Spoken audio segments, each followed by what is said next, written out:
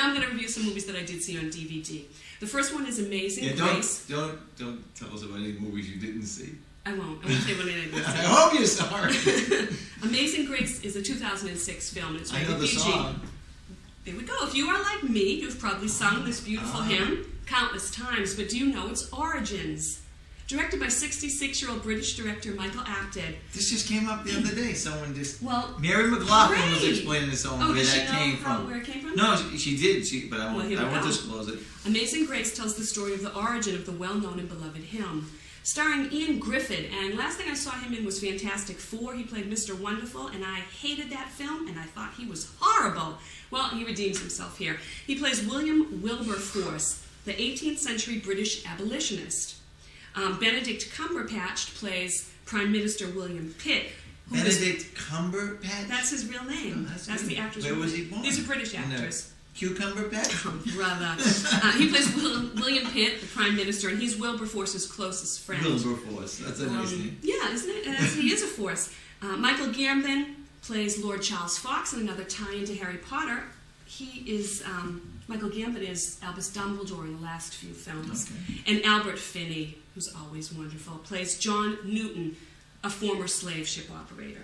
The film spends much time detailing the arguments both for and against slavery in Parliament, with Wilberforce, the lone voice opposing slavery for much of the time. So this is, did I already say that? Yeah, 18th century, okay. Throughout the course of the film, we see details and evidence emerge, attesting to the barbarity and inhumanity of slavery, thought of by many in Parliament as a lucky place for Africans. But look it.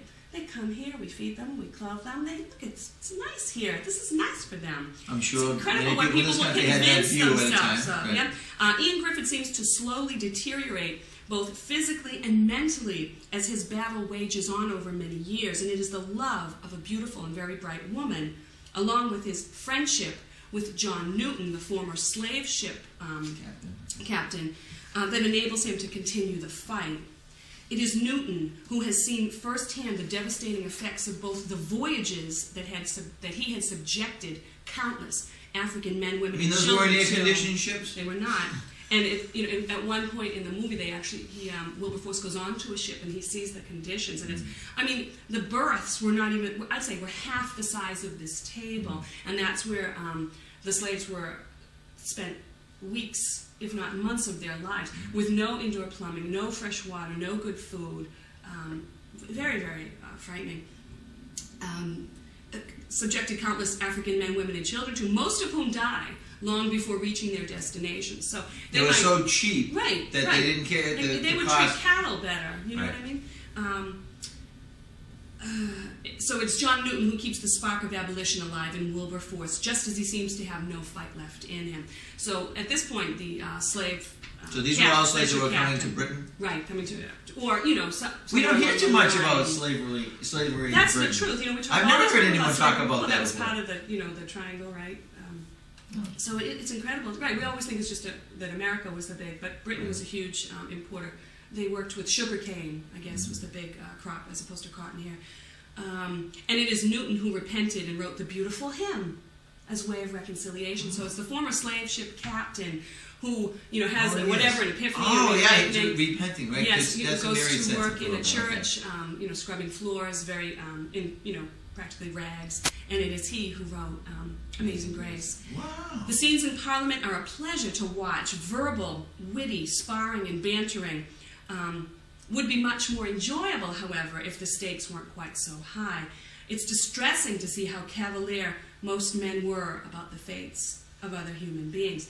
And I have to say, it was really, really interesting to see how Parliament works. And I'm pretty sure Parliament is pretty much the same in this day and age as it was then, except probably I think language and civility have dropped. They don't have to wear the wigs anymore. No, they don't have to wear the wigs, which was kind of cool because in certain scenes you'd see them take their wigs off and you'd be like, wow, that guy has red hair, It was, but the incredible intellect and the incredible verbal sparring that goes on, that was probably the most enjoyable part of the whole film for me. The film is a must-see, and I would love to see it shown in the middle school. It's rated PG. There's no offensive language. Certainly, the subject matter itself is offensive, but the way in which it's portrayed and the way in which the truth comes out, and how you do see that there were good people fighting to change the system. Okay, now wait a minute. From within. John Phelan, you watching this show at home? Did you hear what she said? See if you can get this in the middle I'd love to see that school. shown in the middle schools, but during February, Black History Month, or during January, Martin Luther King birthday month. Well, you talk about the slavery and things like that. Well, did you read Kite Runner?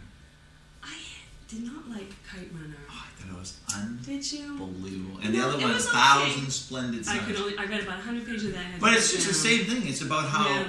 one race of people Absolutely. treats it. People can be cruel. It's unbelievable. Mm-hmm. And just given that the power, and it's just amazing. And Like, you should go and see Kite Runner. I'm or going rent to it now because and, now that tell me how you I like it. read the book, You can I review want it to next see time. Fine. And now you're talking about verbal sparring in that movie. Yeah.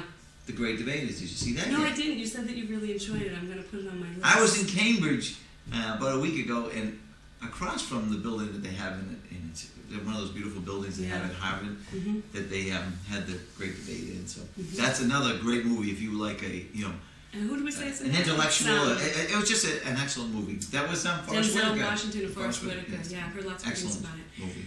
Okay, now I'm just going to talk a little bit about what I've been reading at home. I was at the library with with Deanna a couple of weeks ago, and she was getting a book, and I had a bunch of books I was already reading, but it took her a while, so I started perusing the shelves, and I just happened to pick up a book by Leigh Montville, and I don't know if you know who Leigh Montville is. He used to write for the Boston Globe. He's a sports writer, and he also used to write for Sports Illustrated, and he wrote an autobiography called The Big Bam, The Life and Times of Babe Ruth, and it just jumped out at me. So I said, you know what? Softball season's coming, baseball season's coming. Oh, she's getting all wound up. Uh-oh, here she comes. Oh my God. She's not a competitor, folks. So I read this book about Babe Ruth by Leigh Montville, and I just fell in love with Babe Ruth. I didn't, we all know a little bit about Babe Ruth, but what a tragic and very sad life he lived. And that's what this talks about? And from the book, I read that he was in a movie called The Pride of the Yankees, which is actually the Lou Gehrig story. Okay. But I wanted to see Babe Ruth. I wanted to see him live and in person.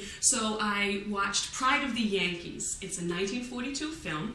It's not rated. It's probably tough to get Boston fans to watch Pride of the Yankees. Oh, you know what? Anybody that loves baseball and loves baseball history knows the history of baseball is the history of, yes, the Red Sox, but even more so, the Yankees. Lou Gehrig, Joe DiMaggio. Baseball wouldn't be fun if we didn't have the Yankees. You have to have an opposition. Yeah, right.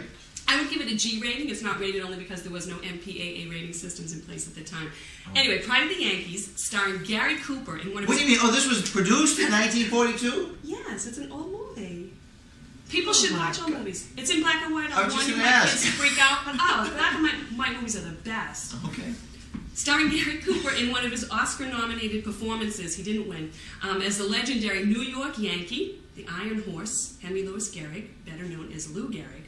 The Pride of the Yankees details Gehrig's childhood in the sandlots of the outer corner of Manhattan where he grew up, until his final appearance at Yankee Stadium on July 4th, 1939, for Lou Gehrig Appreciation Day, when the effects of ALS, more commonly known as Lou Gehrig's disease, robbed him of his ability to play the game he loved, probably more than just about anything else in the whole world. You know why they call him the Iron Horse? No. Because he, until Cal Ripken came along, he played in more consecutive games than anybody ever had. Over 2,100 consecutive baseball games every day.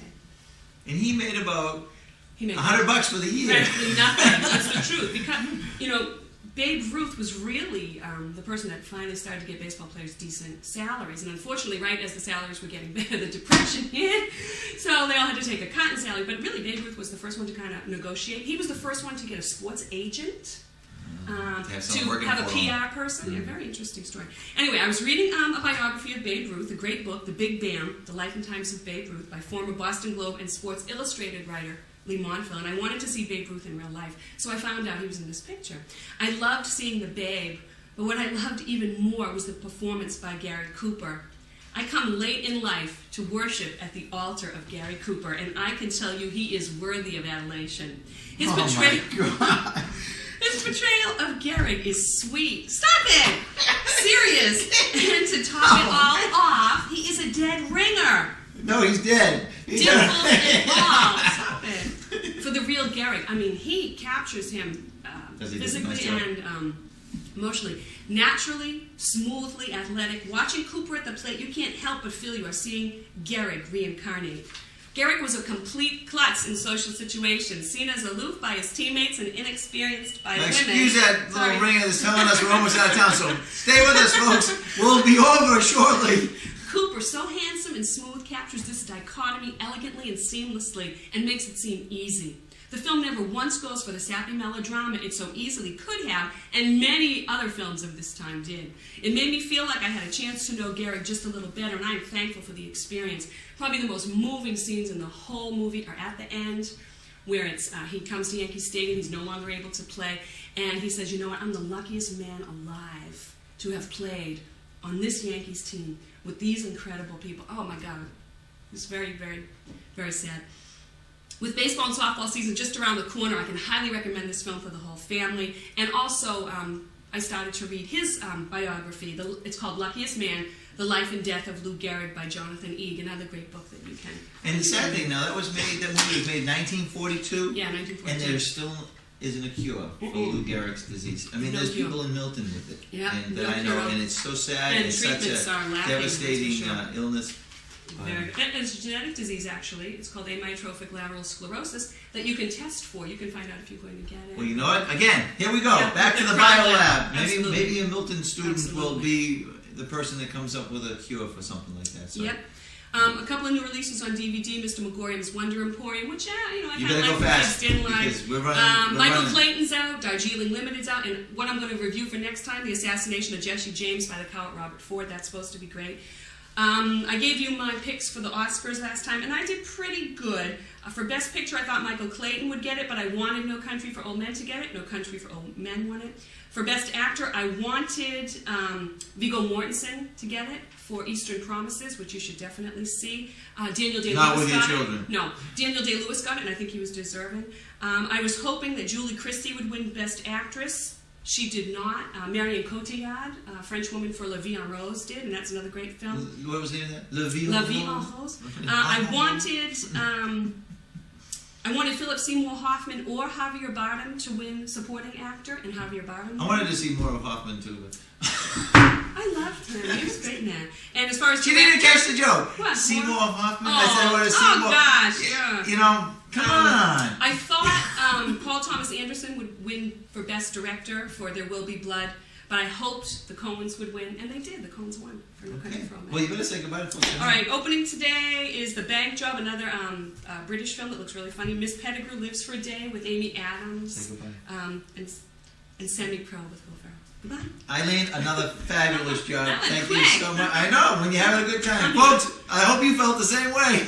Go out and see some good movies, and definitely rent Pride of the Yankees. It'll be a treat for you and all your family. Thank you for watching Talk of the Town, and we'll see you again soon. Bye-bye.